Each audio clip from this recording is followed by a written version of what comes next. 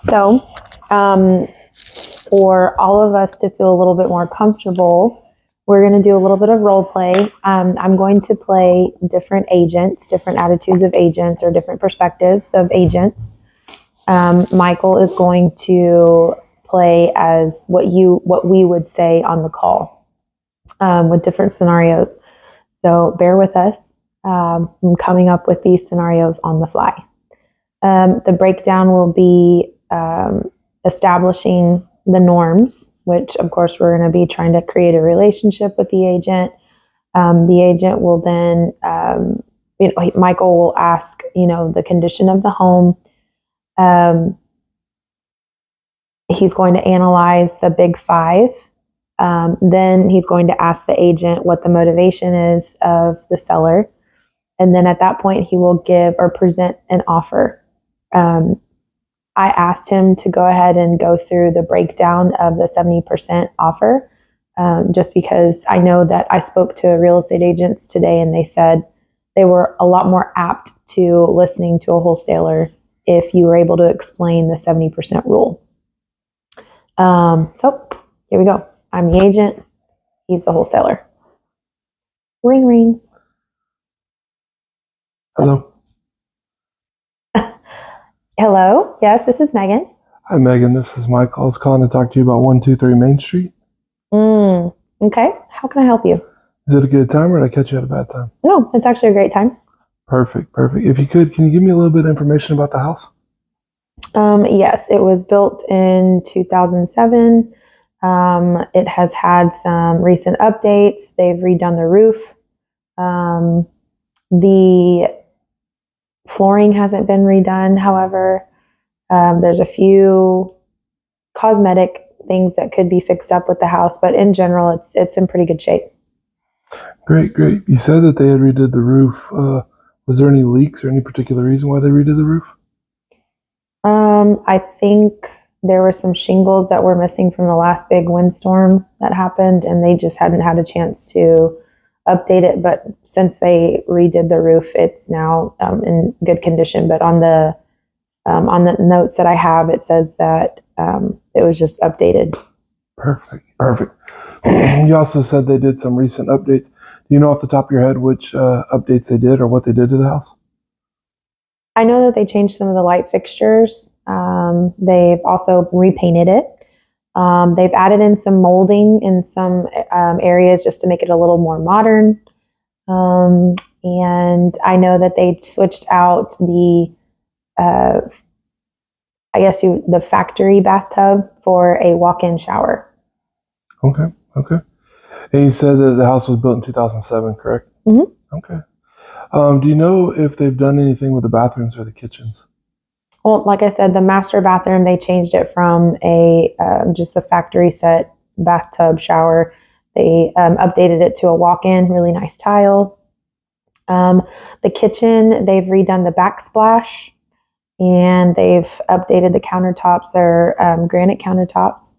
So for the most part, it's actually a pretty well-kept house. It's just, it's 2007, so. It's got a little wear and tear in it. Mm-hmm. And you said it did need some new flooring by your estimation? Yes, it will need some new flooring. Yes. Okay. And they recently painted it? Yes. Inside or out or both? Or just the inside? Yeah, the outside is looking pretty tattered and worn. So I know a fresh coat of paint would make it look like a just beautiful home.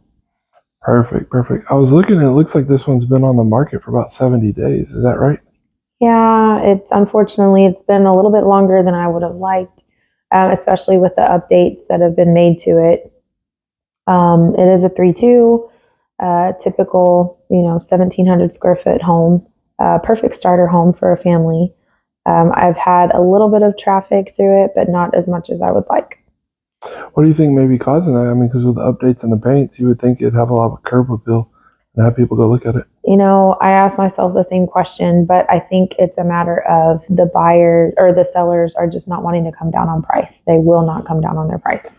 I got you. So, speaking of the sellers, what are they thinking about doing after this? What's that next house look like? They're actually moving. They're moving out of state. Oh, okay. He got a new job, yes. Oh, it's exciting. It's always an exciting time in life. Mm-hmm. Well, it's a little scary and a little anxious, but it can be exciting as well, right? I know the feeling all too well. Well, I was going to ask you if you're saying they're kind of stuck on price. Do you know what type of loan they have?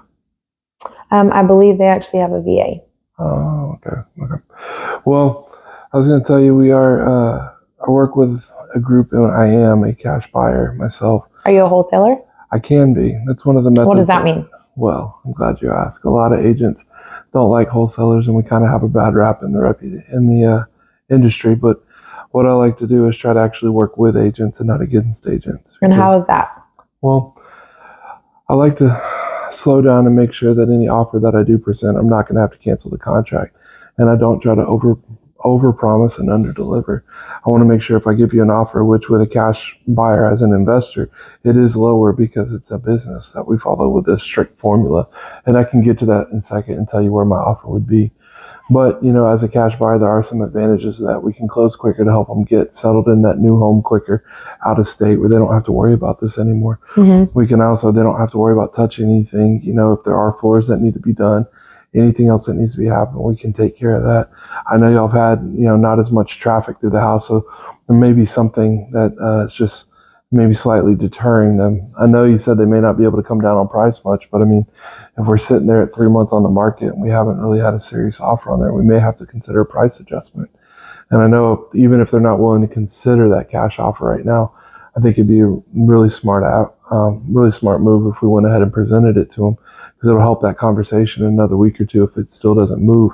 And you can let me be that bad guy that says, hey, that investor came in and offered whatever. So you said it's 1,700 square feet. What are y'all asking for it right now?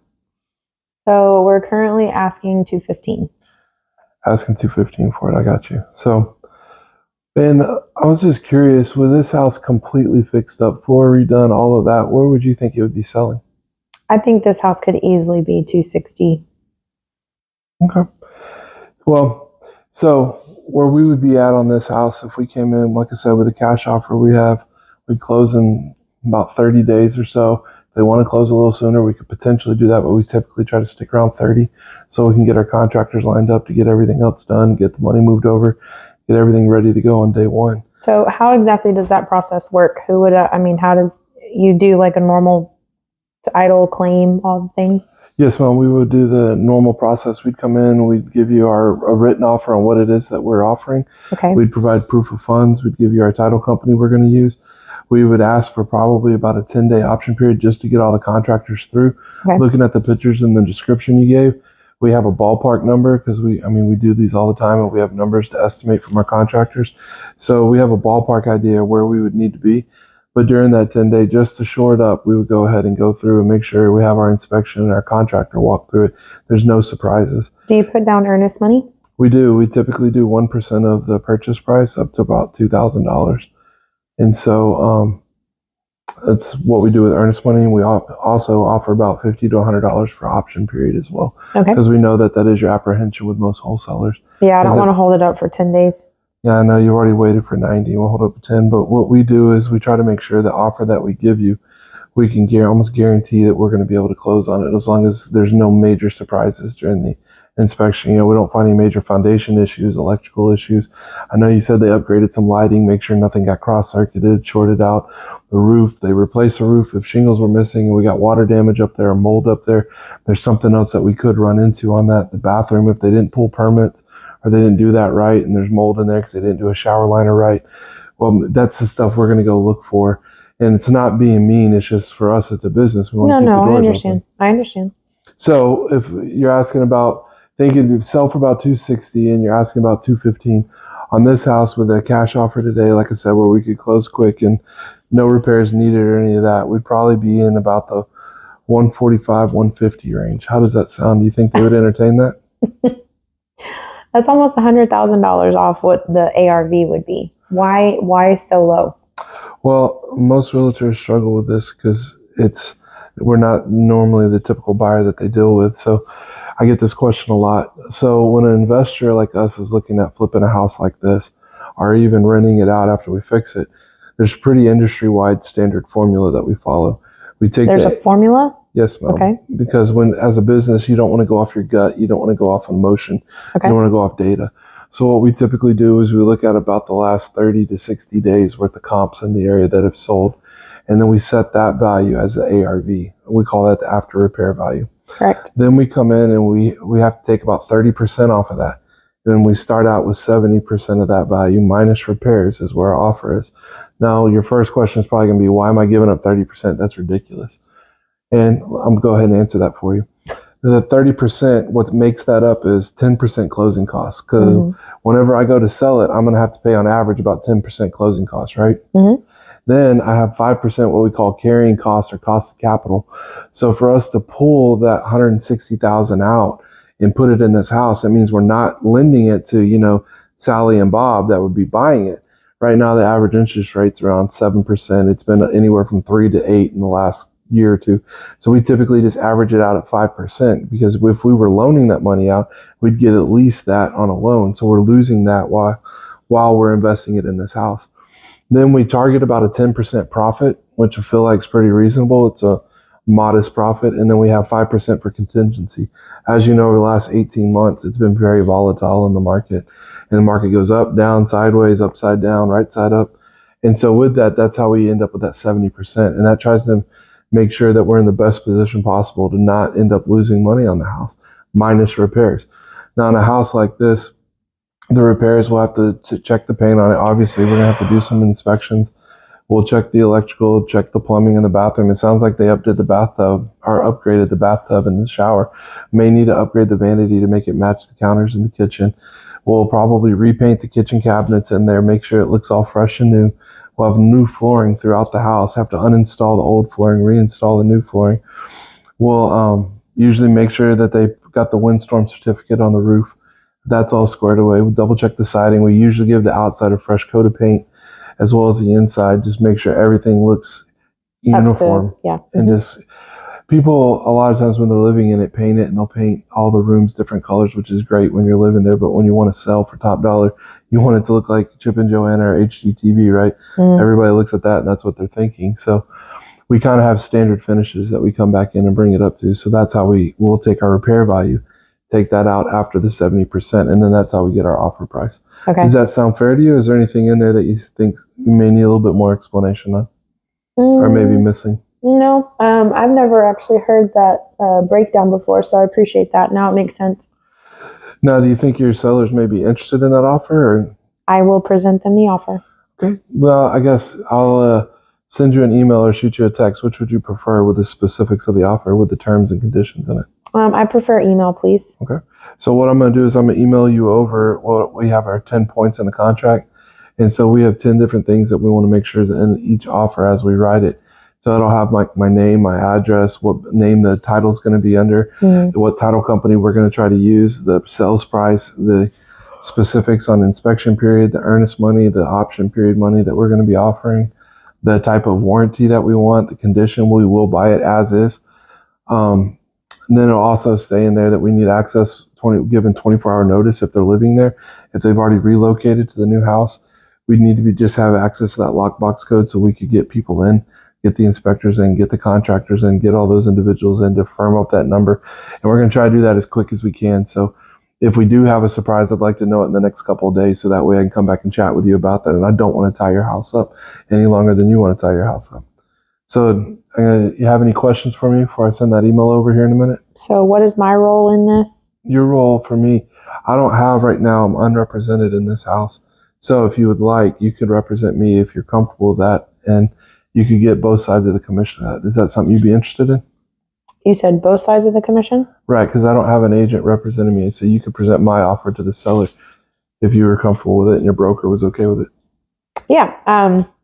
Honestly, I probably need to run it by my broker first, but go ahead and send me the offer just so that I have it, and I will explain what you've just explained to me to them, and we will walk through this, and I will present the offer to my sellers, and I'll get back to you within 48 hours. Sounds great. I look forward to hearing from you, Megan. Okay. Thank you so much, Michael. Have a great day. You too. So obviously that was a very talkative real estate agent. Now we're going to do one where you have a lot colder.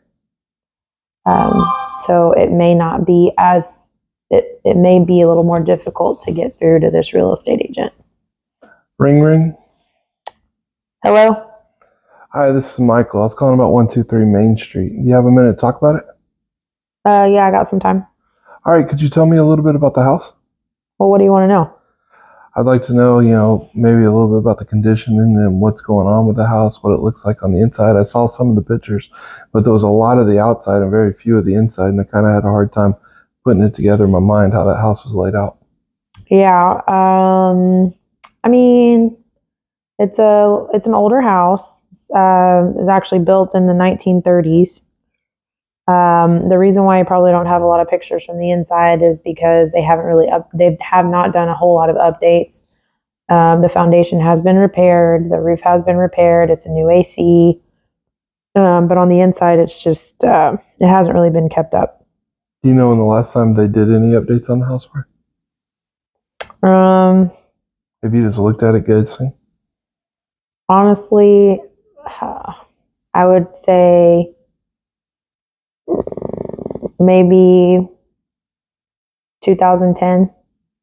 Okay, so it's been about 13, 14 years. Yeah. Okay. And you said it was built in the 30s. So do you know if the electrical and the plumbing's been updated ever? Yes, it has been. It's very choppy. The house itself is very choppy. Is that due to add-ons or just the older layout? Just the older layout. They have not added on anything. Okay. And the sellers, what's that next chapter look like? So what are you? Are you interested in buying the home? Are you a wholesaler? What are you? Yes, I'm interested in buying the house, and I can be a wholesaler. That's one of our options. We do buy the houses to do ourselves within our group that we work with, but at the same time, we don't cut off the option of wholesaling it, because if we can't do the numbers, we know people that have cheaper prices than us on contractor that we could move it to, so that way they could go ahead and execute the contract so we don't have to cancel it. Have y'all had a few wholesalers calling on this house? Yeah, actually I have. And here's the thing. I'm just going to be honest with you. I don't want to tie up the house for 10 days for you to decide that you don't want it. So what can you do for me? Well, I'll tell you, what did the other wholesalers, what they come in offering you? What can you offer me? Well, I was looking at it. It looks like the house has been on the market for like 180 days.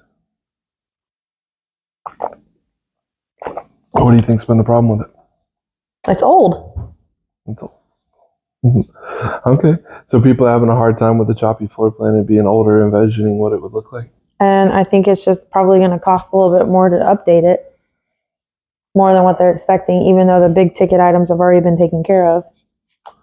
So it looks like, too, it's been on there almost 6 months, but y'all haven't had any price movement. How are the sellers with price? It's an elderly gentleman. He inherited the home. He was using it as a rental for his nephew. He's pretty set in his ways. So I know you wholesalers, you like to come in and screw over real estate agents with a super low price. That's what I'm, hesitant about.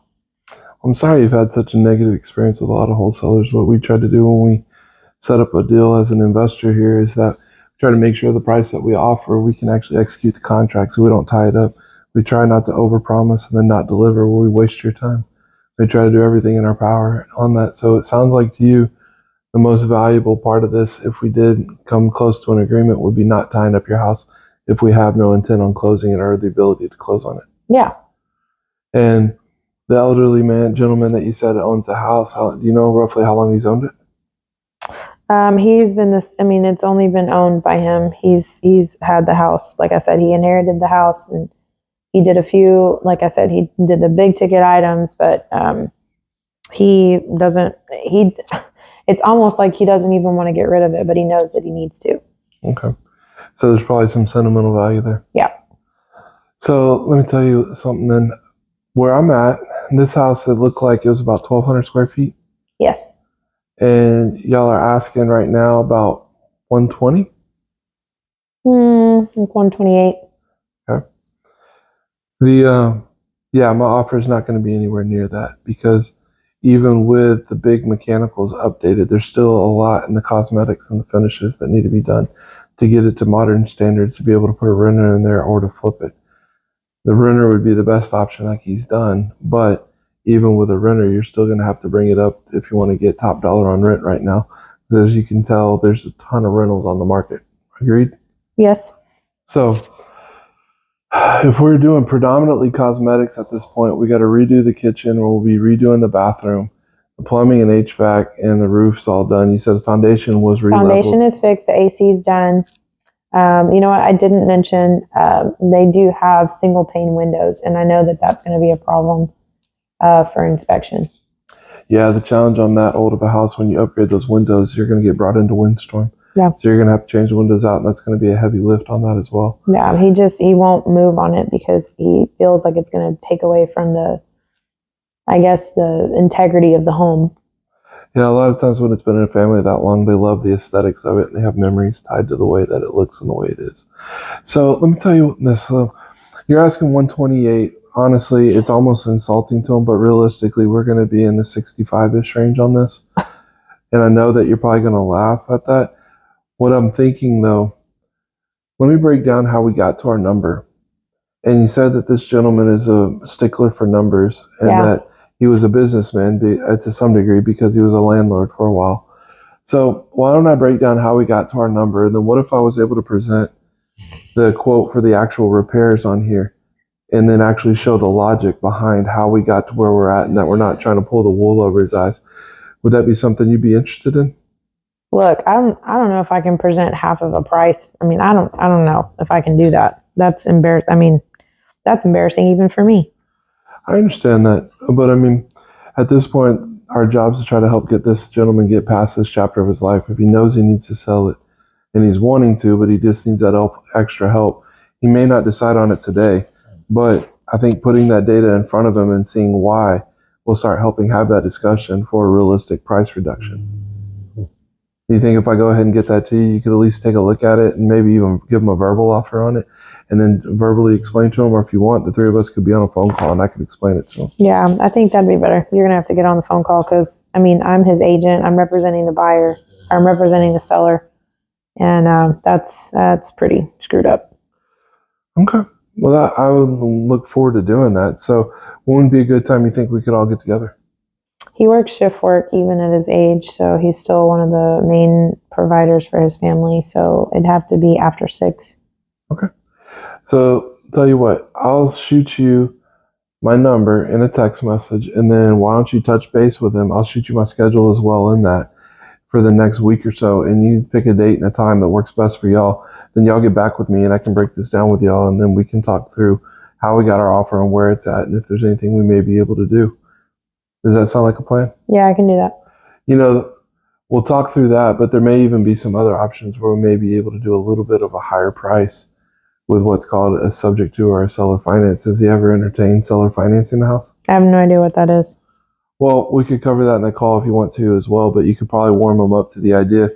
With inheriting it in his family, odds are there's not a loan on the house. If there is a loan on the house, we could take over the loan subject to and then help take up the rest of the sales price that he wants in a secondary loan in second position. But we can talk through all the details of that, and I can talk y'all through that to see if y'all are even interested in that whenever we have the phone call. Okay. Well, it was great talking to you. Well, I missed your name because it seemed like I kind of caught you off guard. What was your name? Oh, yeah. Sorry about that. I was picking something up. My name is Megan. Well, Megan, it was great to chat with you today, and I look forward to having our conversation with you and the seller, hopefully here in the near future. All right. Thank you. Okay, so just trying to show the different attitudes that you may get.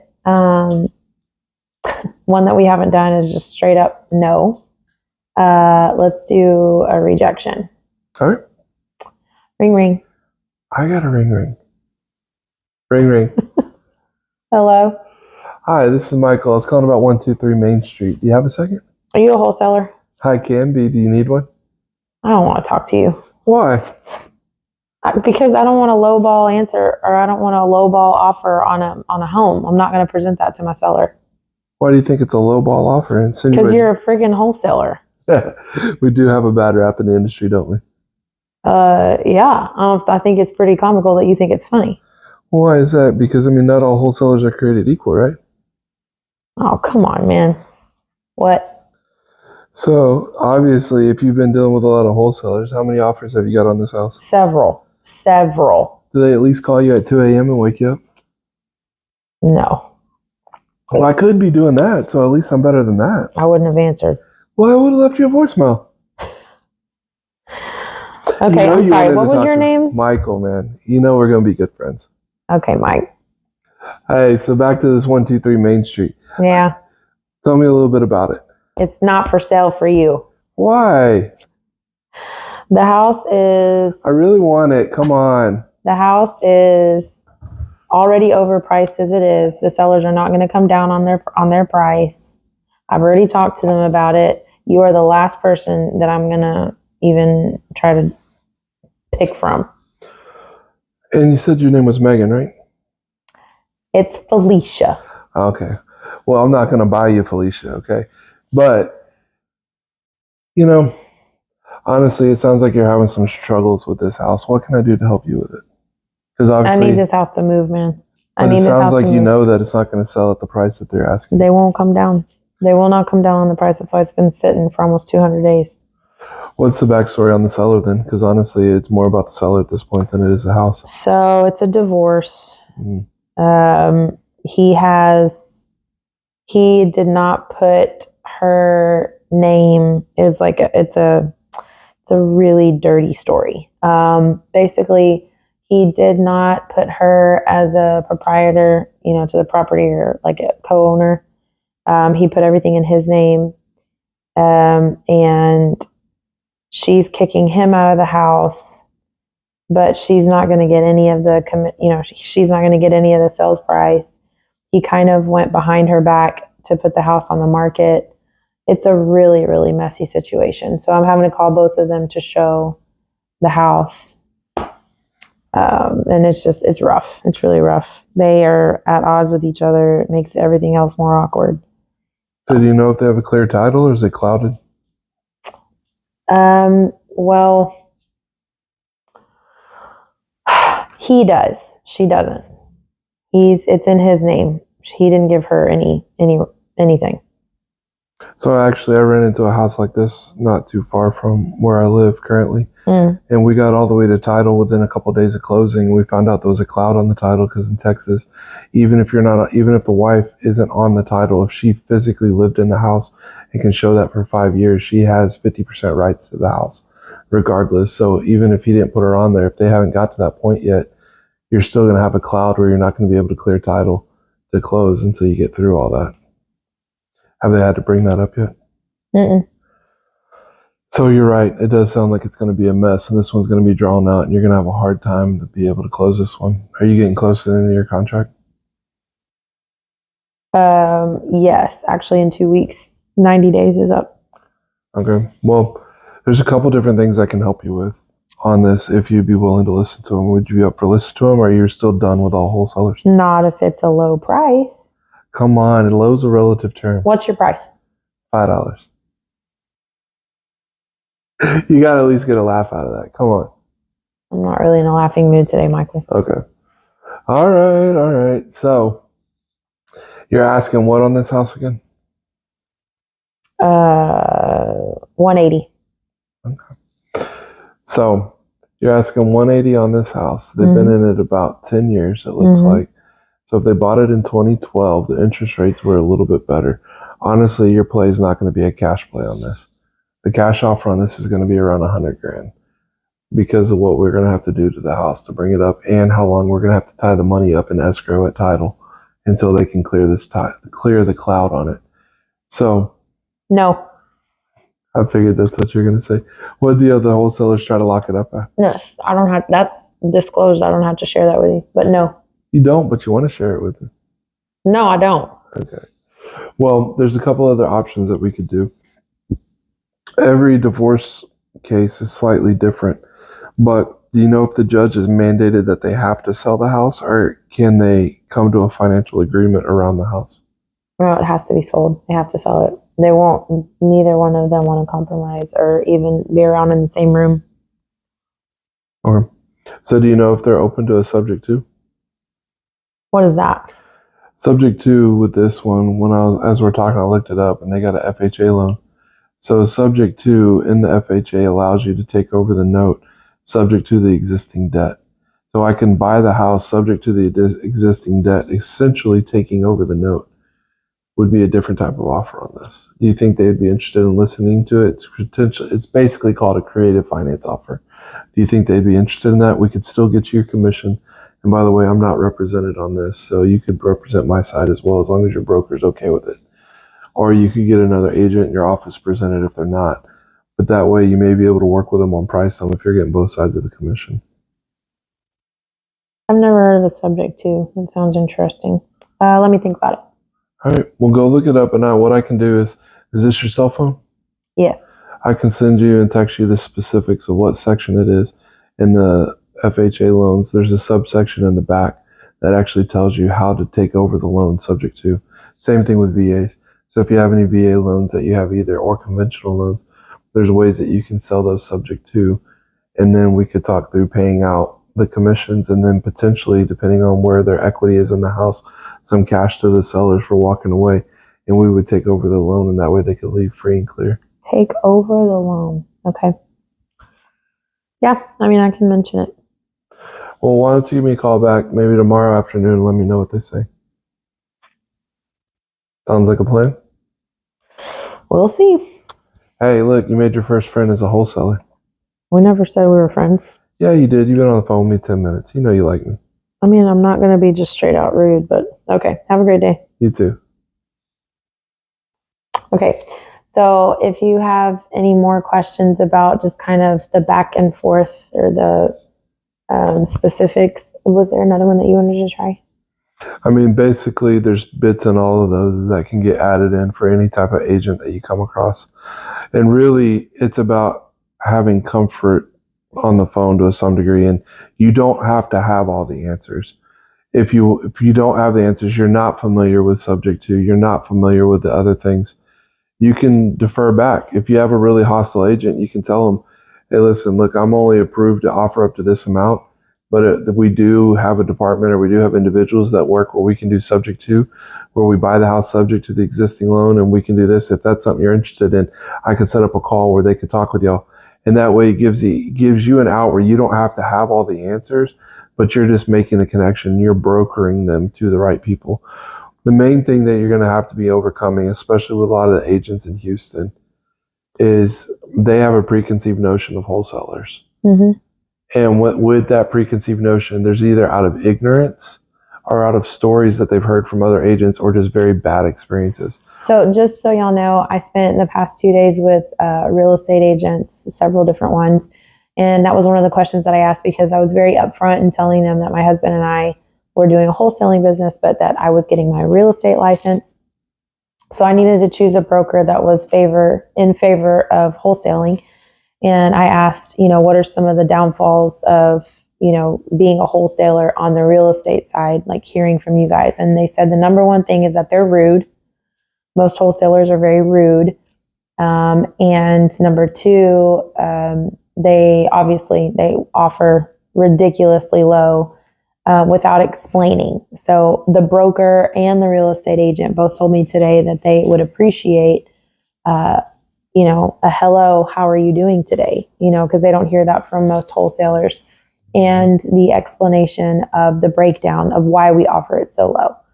All of them that I asked that question to, they said they would be more willing to not only engage in the conversation or even possibly present the offer.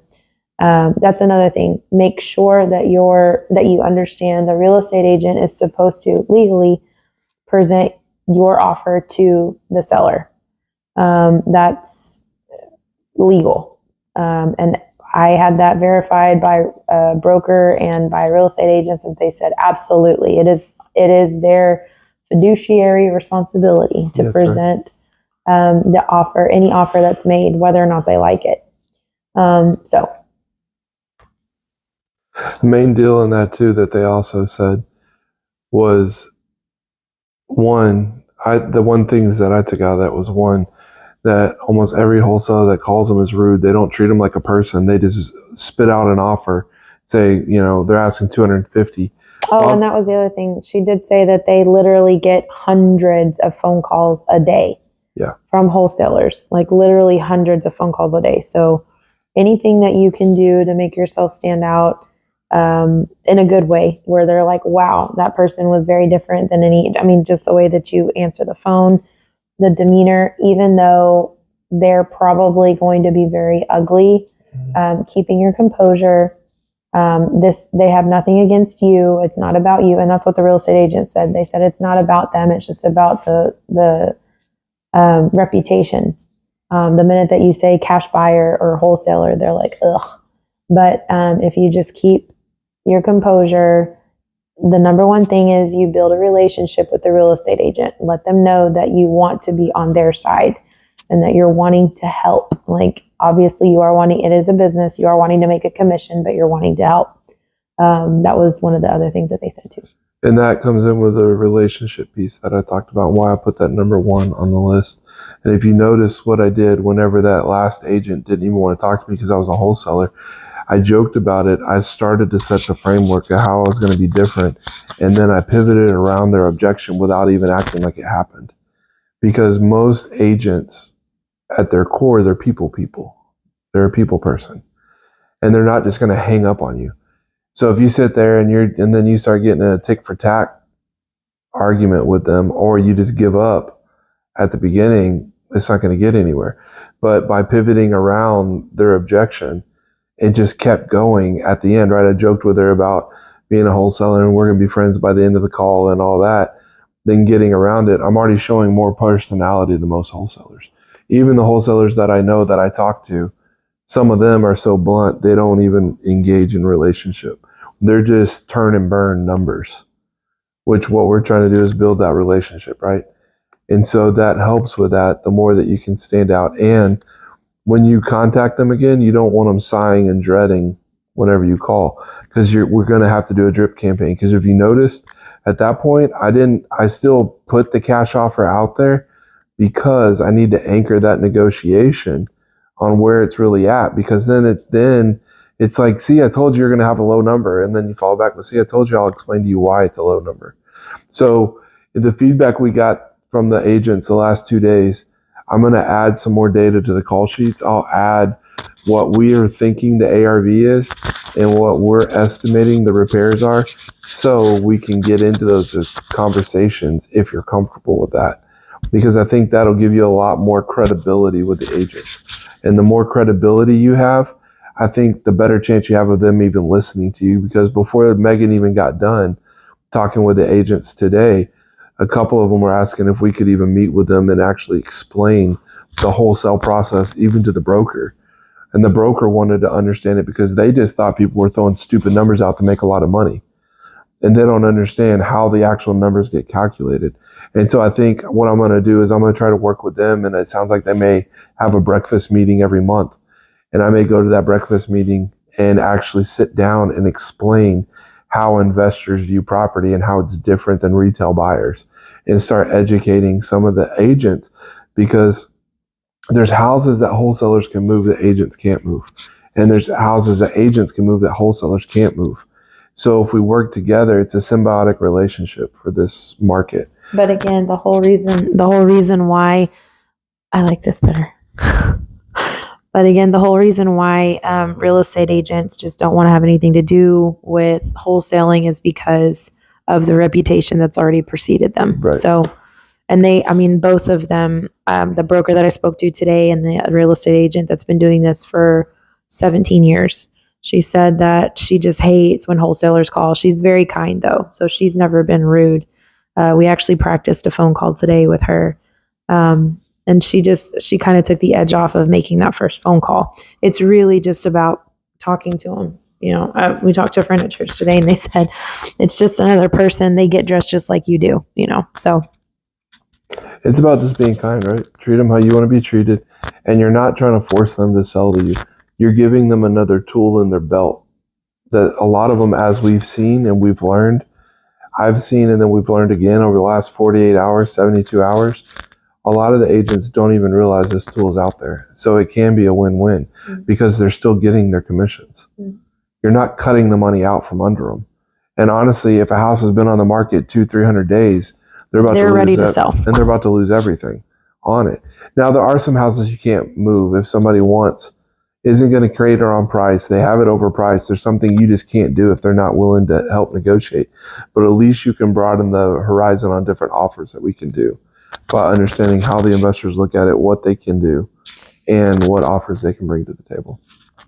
Right. But we'll look to do some more. I may do another video breaking down just more detail, the 70% rule, just so you'll have more ammo with that going forward, so you can watch it over and over and over to understand it.